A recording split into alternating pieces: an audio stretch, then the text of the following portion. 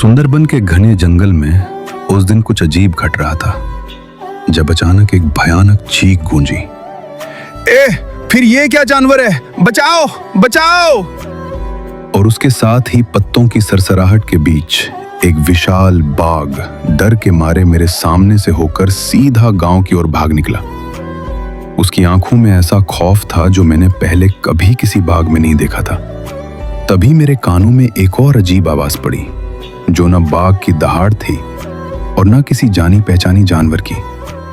डर के मारे मैं पास के पेड़ पर चढ़ गया और ऊपर से जो देखा उसने मेरी रूह जमा दी। सफेद रंग का असामान्य रूप से बड़ा और डरावना हायरा, वही हायरा जिसे बरसों पहले सुंदरबन के लोगों ने पकड़कर जिंदा गड्ढे में दफना दिया था। उसी समय जंगल के दूसरे हिस्से में फॉरेस्ट अफसर दारका बाबू और कमल बाबू उस अजीब आवाज की जांच के लिए आगे बढ़े।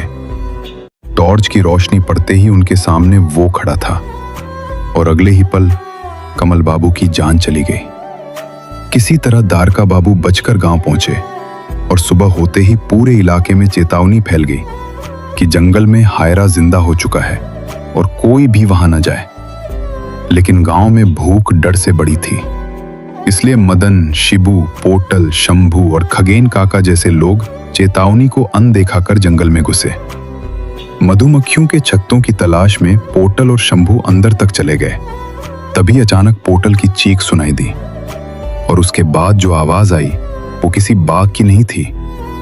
पेड़ों के बीच से हायरा निकल आया और पोटल जंगल में ही मारा गया। शंभू किसी तरह भागा, लेकिन उस दिन के बाद सुंदरबन का जंगल पहले जैसा कभी नहीं रहा, क्योंकि हायरा जाग चुका था और उसका शिकार अभी शुरू ही हुआ था।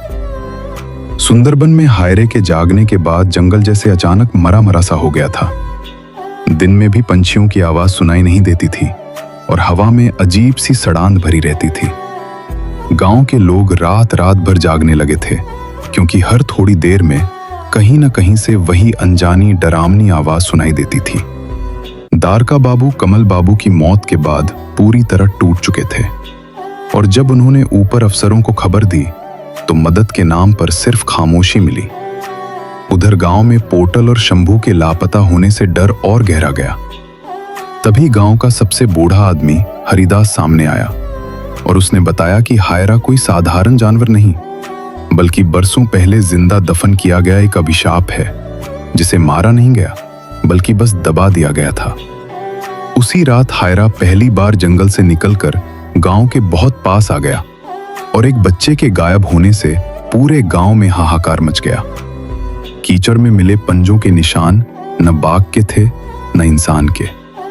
दारका बाबू समझ गए कि अब खतरा गांव के अंदर पहुंच चुका है। फिर भी मदन और 2-3 लोग सच्चाई देखने जंगल की तरफ गए, लेकिन वहां से सिर्फ एक टूटी हुई टॉर्च वापस मिली। उसके बाद गांव खाली होने लगा। लोग अपना घर बार छोड़कर भागने लगे और सुंदरबन का जंगल धीरे धीरे पूरी तरह उस जागे हुए हायरे के कब्जे में चला गया, जो अब सिर्फ शिकार नहीं कर रहा था बल्कि पूरे इलाके में डर बो रहा था। सुंदरबन का जंगल अब पहले जैसा नहीं रहा था। दिन में भी वहां धूप डरते डरते उतरती थी और हवा में एक अजीब बोझ सा महसूस होता था। गांव आधे से ज्यादा खाली हो चुका था और जो लोग बचे थे वे हर रात किसी अनदेखे खतरे का इंतजार करते थे। दारका बाबू लगातार 3 रातों से सो नहीं पाए थे, क्योंकि उन्हें साफ समझ आ गया था कि हायरा सिर्फ शिकार नहीं कर रहा बल्कि लोगों के दिमाग में डर भर रहा है। तभी अचानक भैरव ओझा नाम का एक रहस्यमय बूढ़ा गांव में आया और उसने बताया कि हायरा कभी पूरी तरह जानवर था ही नहीं, बल्कि अधूरी रस्म की वजह से वह जंगल और मरी हुई आत्माओं का रूप बन चुका है। उसे रोकने का एक ही तरीका था, उस पुरानी कब्र तक जाना जहां कभी उसे जिंदा दफनाया गया था। रात के अंधेरे में दारका बाबू, भैरव ओझा, खगेन काका, मदन और शिबू उस घने हिस्से में पहुंचे जहां कोई जानवर भी कदम नहीं रखता।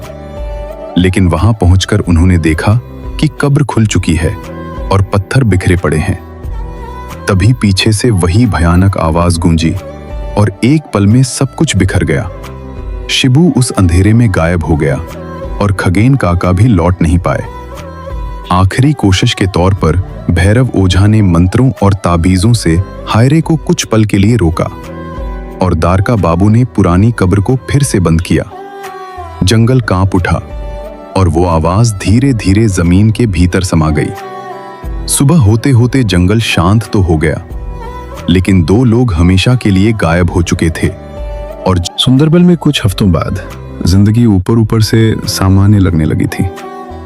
पंछी लौट आए थे, नावें फिर से नदी में चलने लगी थीं और गांव के लोग मान बैठे थे कि हायरे का आतंक खत्म हो चुका है। लेकिन दारका बाबू के मन में भैरव ओझा की कही बात बार बार गूंजती रहती थी कि हायरा मरा नहीं बल्कि केवल सुलाया गया है। तभी एक रात फॉरेस्ट गेस्ट हाउस के बाहर किसी ने धीमी आवाज में उनका नाम पुकारा और दरवाजा खोलते ही उनके सामने कमल बाबू खड़े थे। वही कमल बाबू जिनकी मौत सबने अपनी आंखों से देखी थी। चेहरा वही था, लेकिन आंखों में कोई भाव नहीं था।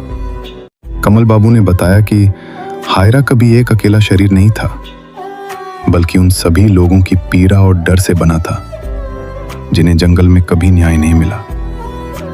जब हायरे को पहली बार दफनाया गया था, तब शरीर दबाया गया था, लेकिन आत्माएं बांधी नहीं गई थी। और अब जब उसे दोबारा सुलाया गया है तो उसका डर जंगल में नहीं बल्कि लोगों के मन में फैल चुका है। इतना कहकर कमल बाबू हवा में घुल गए और अगली सुबह नदी किनारे खगेन काका की खाली नाव मिली, जिस पर अजीब खरोंचे थीं, लेकिन खून का एक भी निशान नहीं था। उसके बाद से सुंदरबन में लोग रात के समय अपने ही नाम की आवाज सुनने लगे। कोई कहता कि सफेद परछाई पानी पर चलती दिखी, तो कोई दावा करता कि जंगल के भीतर से वही पुरानी अनजानी आवाज आती है। और तब गांव के बूढ़े लोग बस इतना कहते हैं कि हायरा अब किसी एक जगह पर नहीं रहता, वो जंगल में नहीं बल्कि इंसानों के डर में जिंदा है। और जब भी उस डर को कोई आवाज देता है, हायरा फिर से करवट लेने लगता है।